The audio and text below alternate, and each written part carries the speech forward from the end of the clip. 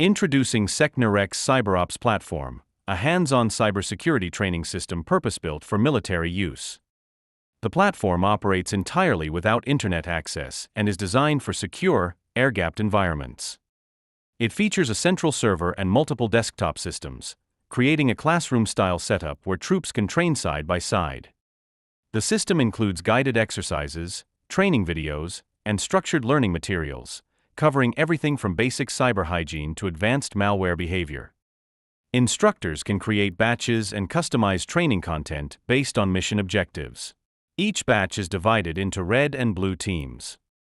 The red team learns how attackers think, practicing tactics like scanning, probing, and system intrusion. The blue team focuses on defense, detecting threats, responding to attacks, and securing infrastructure. Troops can be trained in both offensive and defensive techniques, gaining full-spectrum cyber readiness. For example, in a port scanning exercise, the red team practices network mapping, while the blue team learns how to detect and block such activity.